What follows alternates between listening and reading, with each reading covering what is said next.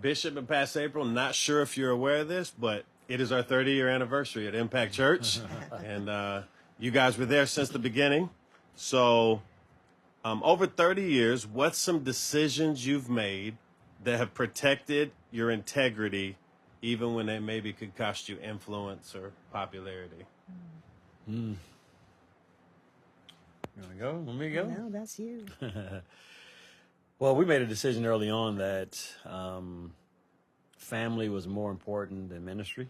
And I didn't want to have to ever apologize to my kids that we were in ministry. I didn't want to be able to say I had this great, big, amazing church and kids that don't like me. And so I've been very intentional. We've been very intentional about making, I made all my sons' basketball games and football games and coached their flag football teams and all my daughter's ballet recitals. If I had to fly back overnight, if I had to drive all the way back overnight, made sure I made it back for all those things. And even, we now have a Saturday night service, as you know, but we started a Saturday night service years ago, probably 15 years ago. And it was booming. Actually, had grown and was rivaling our 2 Sunday morning services. And I came and announced that I was shutting it down and was going to build a couple overflow rooms to get more people in on Sundays because I didn't want to miss that season in my kids' life. I didn't want to not be at some of their football games, didn't want to not be at some of their sporting events because it was only a short window. And once that window is up, it's gone. And now our 3 kids are all grown. There are no more football games and ballet recitals. And that's one of the things that it's integrity for me because so often ministers get caught in building a great church and forget to build a great home. And I didn't want that to be the case for us. So, can't say we've done everything perfectly by any stretch as parents, but that was one that has been a big deal. I think another one for me is, too, I've never wanted money to be an issue for us in ministry. And so I've never set my own salary since we started. When we first started, my pastor in Michigan set our salary. And then once we became independent, we established a board. We have a compensation group that does a study every so many years. What's that, babe? Analysis. Yeah, it does an analysis every so many years, kind of compares the workload I have, the size of our ministry, the budget I oversee, the amount of responsibility, compares it to other nonprofit CEOs, compares to other for-profit CEOs, and they give a recommendation. And then we have a compensation team that then votes to decide what they think my salary should be. I have never pushed back.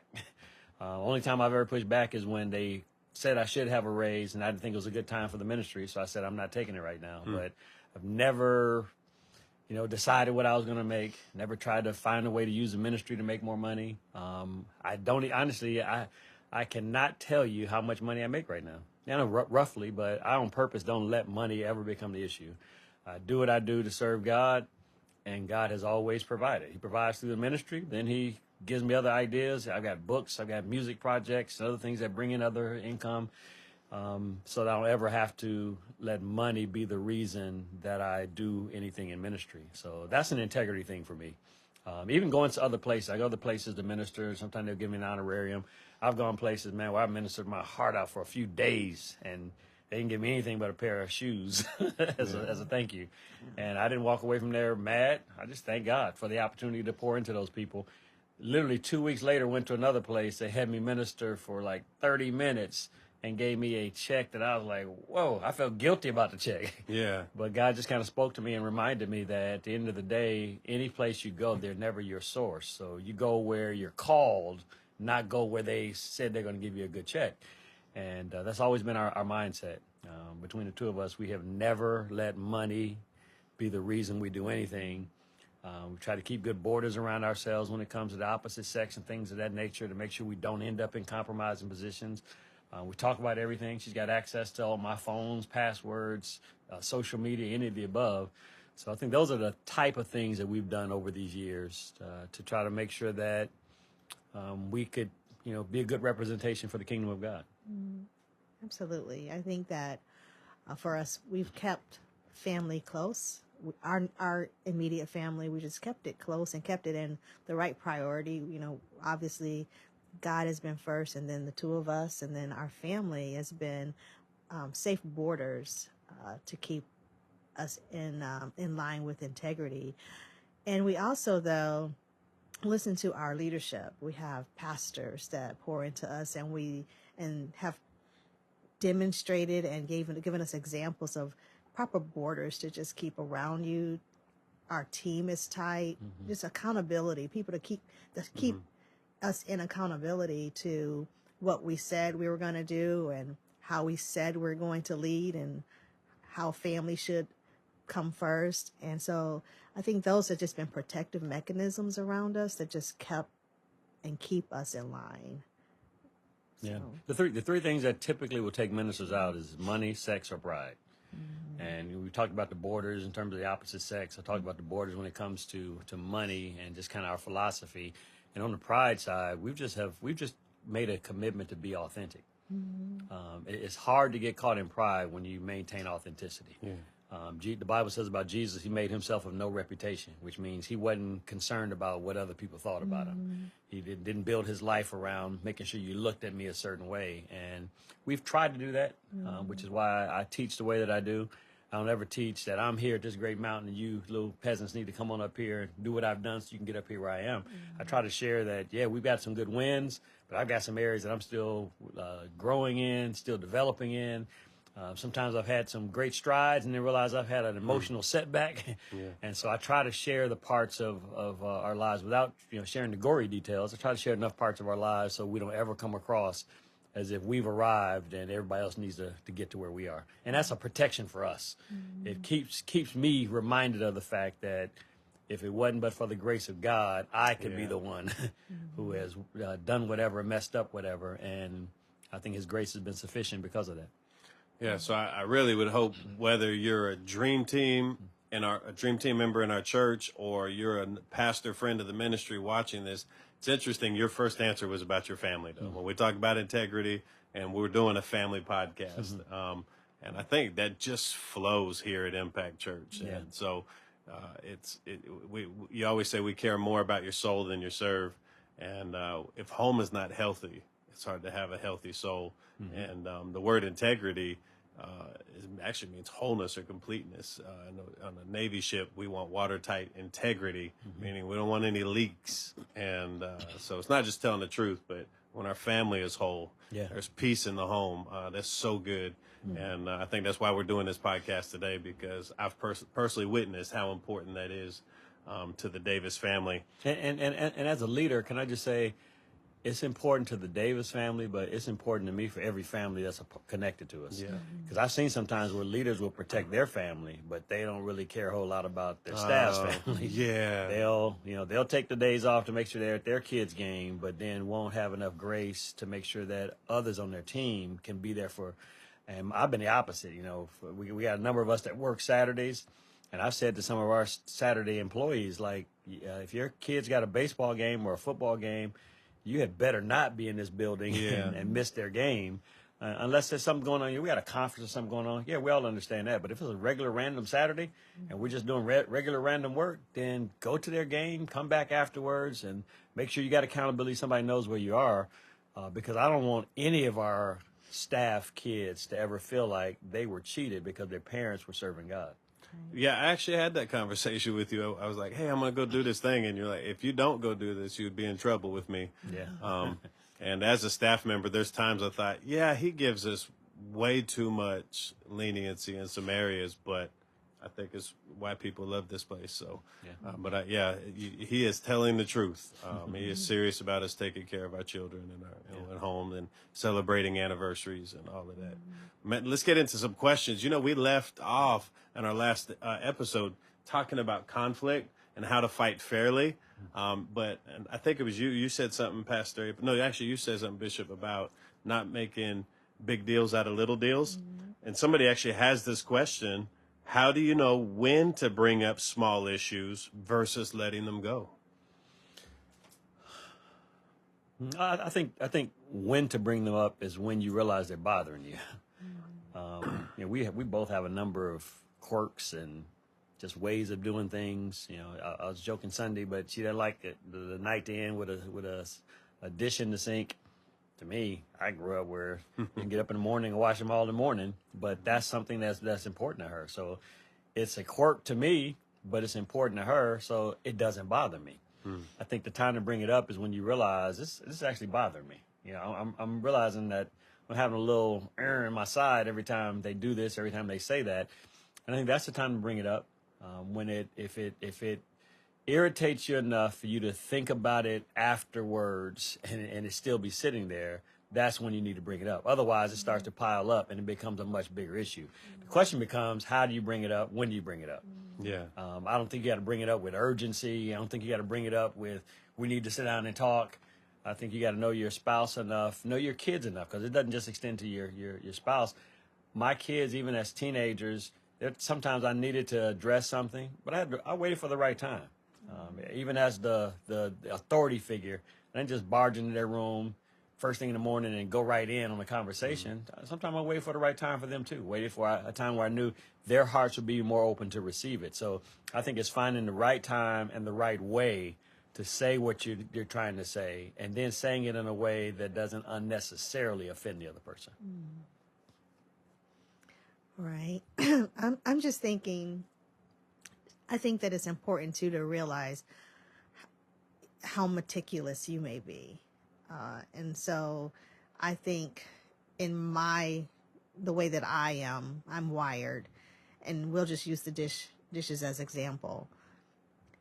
I am so meticulous, and I like things in a certain spot, in a certain place, the cabinets, closed, everything in the right spot. And I think that could be overbearing when you live in a house with other people, a whole family, that to nitpick on every little thing. But for me, I'm like, well, I'm going to just pick it up. And so he'll say, stop picking up after. I say, yeah, but it gives me better peace when I see it back in its right spot. So a lot of times I feel like, and I get the piling up. You're going to get, the implosion or explosion if everything just keeps piling up. But for me, it's a lot of times it's like, this is going to keep it from piling up if I just go ahead and just put it back. Because I know that for me, I'm probably the only one in the house bothered by it. And so, clean kitchen, I get that. But there's certain things that you can say, little things bother you. Some things I'm like, if you're very, very meticulous or overbearing, I think you may need to go to God and say, hey, God, help me to know how to live with other people. I've seen couples that says, I grew up and the house was always quiet when I was growing up. And now hey, you got a family of 6 now. It's not going to be quiet. You got to kind of go to God and help me fit with what you've blessed me with. So I just think, I don't know, that just kind of needed to be said on the reverse side. So I think the time to bring it up is when you realize it's really bothering you. But I think it also, before you acknowledge it's really bothering you, ask God, should this really be bothering me? Right. Should be fine. Because I think there's sometimes where things bother us, and at the end of the day, well, no, you just need to grow up. You need to stop being uptight. Don't be so selfish. This is their house too. And so you want to give space for other people to not feel like they have to be a prisoner in the house that they live in as well. Yeah. Understanding we're hardwired differently too. So let's shift a little bit. Somebody asked, but staying in the marriage idea, what is intimacy really, and how is it more than physical? Yeah, I think that intimacy is a lot more than just being physical. I think intimacy is your communication, your relationship, and how you interact with one another is the beginning of intimacy. I think the physical part is a result of how you relate to each other on a daily basis. I think you can be physical and not intimate at all, actually. So I think it's how you talk to each other, how you, your soft, gentle touches, your thoughtfulness, your sensitivity is all a part of being intimate way before you go physical. Yeah, intimacy, the best description of it is in Genesis chapter 2, before Adam and Eve sinned in chapter 3. The Bible concludes that chapter 2 says they were both naked, the man and his wife, and they were not ashamed. So intimacy is the ability to be naked, not just physically naked, but the ability to be open, honest, transparent, vulnerable, nothing to hide, no secrets. That's intimacy. And that's where every relationship you want it to grow to. And not even just a husband and wife, but even best friends should reach a place of intimacy to where I don't have to put on a mask in front of you. I don't have to look a certain way. I don't have to feel like I got to have a certain status. Because if I got to put on to be around you, then that's not intimacy. And so, you know, the things that hinder intimacy is when you got secrets, when you got harsh words, when, you know, you're nitpicking sometime and won't give the person space to just be able to be themselves, and maybe holding them to a standard that I'm working to get there, but you won't give me space to feel comfortable as I'm headed there. So all of that is intimacy, and it's got nothing to do with the physical part. And as she said, you can be physical and have zero intimacy. But if you have good intimacy, it will absolutely dramatically affect the physical relationship in a positive way. And so I think what every couple should be working at more than anything else is how do we build more intimacy? And some of that is I got to go back and let God address some trauma from my childhood. I got to go back and be honest about stuff that shut me down and has stopped me from being that open, lively child that I used to be. Because before I can really get intimate with another person, I got to get intimate with myself and with God. If I can't get honest with myself, I'm definitely not going to be honest with you. So I got to start by being honest with myself, transparent with myself, self-reflective, and giving God space to start working on healing those parts of me that I know need some healing. And then being able to find somebody else in my life that I can trust enough to really be able to open up and share. This is not what you asked, but let me add this as well. It's also one of the reasons why it's real dangerous for a man or woman to start having conversations with the opposite sex that you're not married to. Yeah. Because even though there's nothing that's happened physically, I haven't slept with them, but if you start having intimate conversations where you're sharing things and being vulnerable with somebody that you shouldn't have that level of connection with, it opens the door for other things to come down the line. And so there's a level of intimacy that should only be shared between a husband and a wife. And there should be nobody else outside the marriage union that should have that level of direct contact and connection. Right. Yeah, like an emotional affair you can end up having.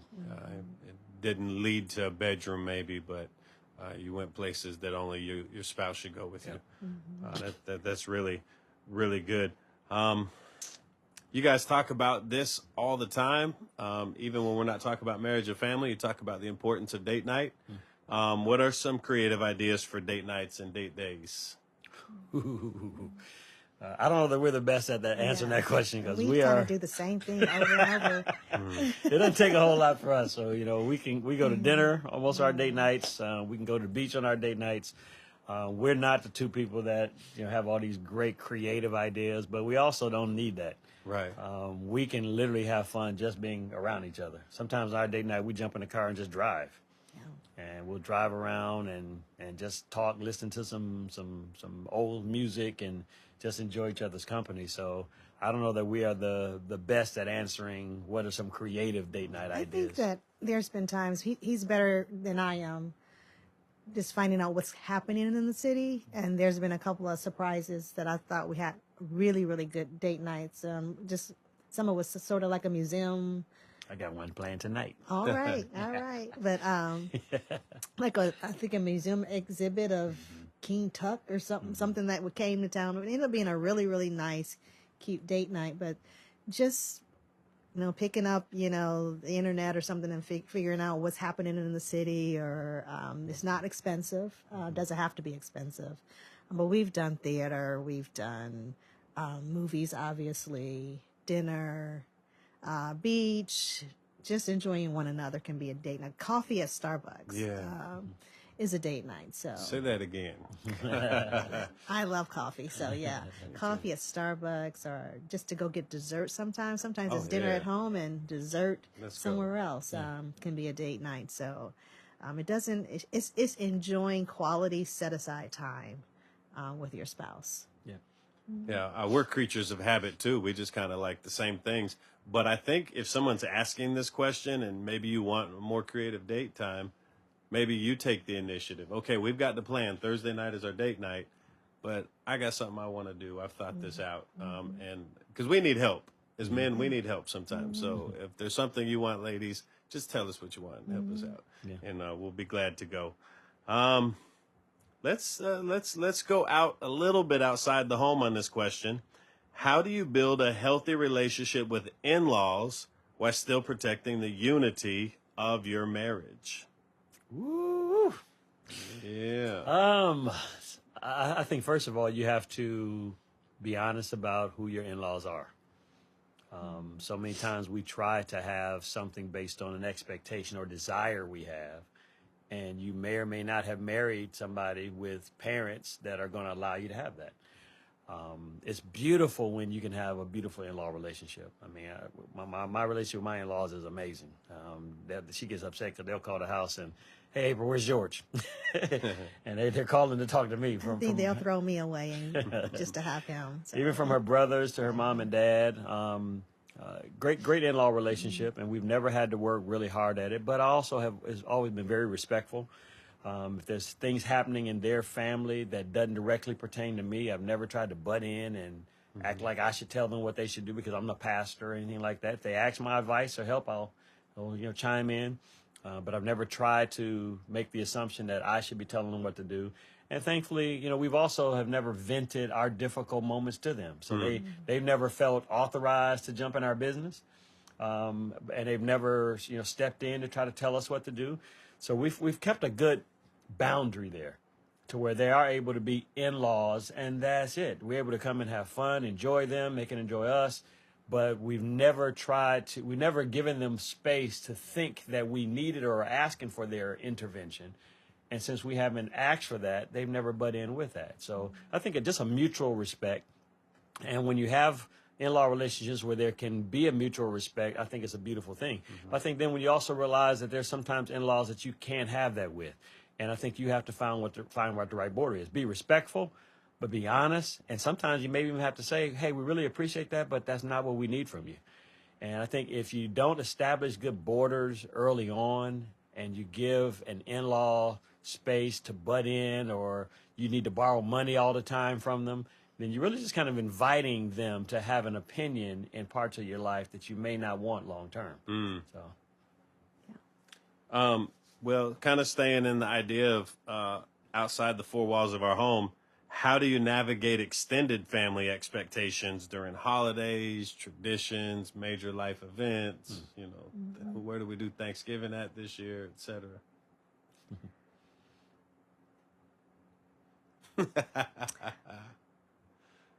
I think for us at times, we have dinners at our house, so if it becomes an issue, that could be something that we'll just have the dinner at our house and invite people over, or you just have an understanding of sometimes what's the best fit for where you are in life. I don't know. You're gonna have to help me with this. Yeah, I think the Bible says, "For this cause shall a man leave his father and mother and cleave to his wife." Once we became husband and wife, we drew a circle around us, and this is now our family, and we have a right to decide what our family is going to do. We're not obligated to come to everybody's house and hop around, 6 houses for Thanksgiving. We're also not trying to be mean and shut anybody out. So I think we kind of have to draw a circle around ourselves and discuss together, what do we want to do? What do we feel comfortable doing for Thanksgiving, for Christmas, 4th of July, whatever the holiday is, and try to be as equitable as we can. I think once we started having children, it changed even more, because now for Christmas, they had needs, and we're making sure they're happy and taken care of and enjoying their toys. And so that meant you couldn't bounce around everybody's house, and then they didn't get a chance to fully enjoy Christmas themselves. So for us, that hasn't really been a big problem. And so I don't know if we're even the authority figure to speak on this one, because we have kind of drew a circle around us, and we just decided what we were comfortable doing for holidays and what we weren't comfortable doing for holidays. And in large part because of what we do professionally as pastors, holidays and those breaks are just so refreshing that we didn't have room for them to be stressful. So any environment that felt like it could be stressful, we were staying away from it, and with no apologies. We didn't send a bunch of letters. Is this the reason why we didn't share? We just didn't. And anybody that wanted to have a conversation about it, we were willing to talk about it, but we just decided to do what was really best for us. And I think that's what every family should do. And if what's best for us is spending Thanksgiving or Christmas with you, then let's make that work. But if it's not, it's okay. And that doesn't mean that we're not family. Sometimes you can be family and still not have a good connection when it comes to giving away your holiday time together. I think for us too, it was a matter of, I had a lot of traditions. He didn't have a lot of traditions. So Right. he didn't, when you get together, and the expectation for us wasn't that we need to have some strong conversations here about, because I like to do this for holidays. You like to do this. And what are we going to do? It kind of just meshed into what are we going to do, because This matters to it her. did, it Right. mattered more to me than it did to him. So, yeah. And it kind of feels like the entire conversation, starting with when do we bring up small things to how Yeah. we handle conflict, all of that has to happen at home first. Right. And then we don't discount Right. if something's important to you. Is there a way to incorporate it? But let's not stress our families out either, and then not be able to even enjoy our holidays. Yep. So- And for us too, growing up with especially with small kids, we had to be considerate of who they were going to be around. Yeah. And I was just not willing to have our kids around folks just because they're family, if lifestyle wise and decisions that they're making just were not decisions and lifestyles that we were comfortable with our kids being around. So that kind of made a separation by itself in some respects. And again, there were no apologies. We love all of our family members, but from her side and my side, there's sometimes individuals that this is not who I want to have my kids sitting talking to Uncle so-and-so or Aunt so-and-so or cousin so-and-so or Grandma so-and-so or Grandpa so-and-so. And we just wanted to give them enough of a buffer that we didn't allow connections to happen that could turn around and be detrimental to them down the line. Yeah, absolutely. And I would even add too, especially a big family or you've moved out of town. Like I'm from California. I've not done a Thanksgiving with my family probably since I was in the Navy in the 90s, but it's just not feasible financially. Yeah. We could probably do it, but then something else is going to suffer, and we don't want that stress. So again, I think just the integrity of our family, which is how we started the conversation, everything else will smooth itself out. Yeah. Well, this has been an amazing, amazing episode. Can't wait to talk to you more in the next one. We got some really exciting things to talk about, so we'll see you soon.